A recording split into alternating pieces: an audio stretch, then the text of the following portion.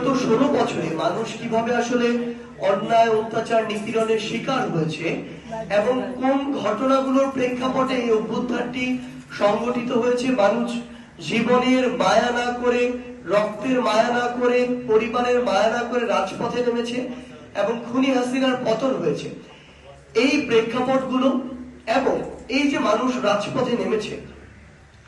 মানুষ রাজপথে জীবনের মায়া ত্যাগ করে নামার পিছনে কিছু কারণ ছিল। প্রত্যেক মানুষের মনে কিছু স্বপ্ন ছিল, আকাঙ্ক্ষা ছিল, একটা স্পিরিট ছিল। এই স্পিরিট গুলো কি ছিল এবং সামগ্রিকভাবে এই যে আমাদের জুলাই বিপ্লব, এই বিপ্লব থেকে আগামী বাংলাদেশের মানুষ যারা এই অভ্যুত্থানের সাথে সম্পৃক্ত ছিল, যারা ফ্যাসিস্ট বিরোধী আন্দোলনে প্রত্যক্ষ এবং পরোক্ষভাবে অংশগ্রহণ করেছিল, তাদের প্রত্যাশা কি, আশা আকাঙ্ক্ষা কি, আমরা আমাদের জায়গা থেকে মনে করি এই সামগ্রিক বিষয়গুলো আমাদের এই জুলাই বিপ্লবের সামগ্রিক বিষয়গুলো একটি ঘোষণাপত্রে লিখিতভাবে লিপিবদ্ধ থাকা প্রয়োজন। আমরা আমাদের জায়গা থেকে মনে করি এই ঘোষণাটি আমাদের সামগ্রিকভাবে পুরো বাংলাদেশের একটি লিখিত দলিল হিসেবে থাকবে, যেই দলিল আমাদের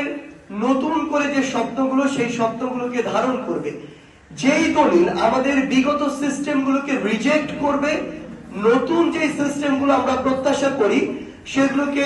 বাস্তবায়নের পথ দেখাবে। আমরা মনে করি আমাদের এই ঘোষণাপত্রটি বিগত যে সিস্টেমগুলো মানুষ আসলে তাদের জায়গা থেকে গ্রহণ করেনি এবং আগামীতে যে সিস্টেমগুলো মানুষ চায় তার মধ্যে পার্থক্যটি তৈরি করবে এবং আগামীতেও বাংলাদেশের মানুষের দায়িত্ব যারা ভোটের মাধ্যমে গ্রহণ করবে তাদের ক্ষেত্রেও এটি একটি নির্দেশিকা হিসেবে থাকবে যে কোন বিষয়গুলোর প্রেক্ষাপটে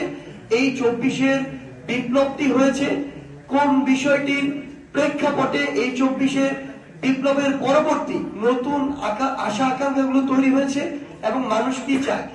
তো সামগ্রিক যে বিষয়গুলো আমরা আমাদের জায়গা থেকে মনে করি কিছুটা বিলম্ব হলেও একটি ঘোষণাপত্রে লিপিবদ্ধ থাকা দরকার। সেই বিষয়টি আসলে আমরা আমাদের এই প্রোক্লেমেশন অফ জুলাই রেভলিউশন আমরা সেখানে লিখিতভাবে লিপিবদ্ধ করব এবং আমরা এটি একটি খসড়া করেছি ইতিমধ্যে এবং এখানে বাংলাদেশের যারা এই অভ্যুত্থানের সাথে সরাসরি এই আমাদের বিপ্লবের সাথে সরাসরি অংশগ্রহণ করেছে, বিভিন্ন রাজনৈতিক দলের, মতের, ধর্মের, বয়সের যারা মানুষ রয়েছে তাদের কাছে তাদের বিভিন্ন জায়গা থেকে মতামত নেওয়া হচ্ছে, এটি সংশোধন, পরিবর্তন, পরিমার্জন করা হচ্ছে এবং আমরা বিশ্বাস করি আমাদের এই বিপ্লব যেমন ফ্যাসিস্ট বিরোধী সকলকে ধারণ করতে পেরেছিল, আমাদের এই ঘোষণাপত্র সকলের আশা আকাঙ্ক্ষাকে ধারণ করতে পারবে। এটি আগামীর বাংলাদেশের ঘোষণাপত্র, এটি কোন নির্দিষ্ট দলের, মতের, ধর্মের, বয়সের মানুষের ঘোষণাপত্র নয়। যেমন ভাবে 24-এর বিপ্লবটি সকলের ঘোষণাপত্র ছিল, আমরা আমাদের জায়গা থেকে মনে করি বাংলাদেশের এই অন্তর্বর্তীকালীন সরকার যারা এই বিপ্লবের ফলে এসেছে তারা থেকে শুরু করে যে সকল ফ্যাসিস্ট বিরোধী রাজনৈতিক দল একসাথে রাজপথে লড়াই করেছে তাদের সকলের মতামত এবং সক্রিয় অংশগ্রহণের মাধ্যমেই আমরা আমাদের জায়গা থেকে আমাদের জাতীয় শহীদ মিনার, যেখানে একদম অফিসিয়ালি 6 জুন প্রথম আমাদের এই আন্দোলনটি শুরু হয়েছিল, সেখানে আমরা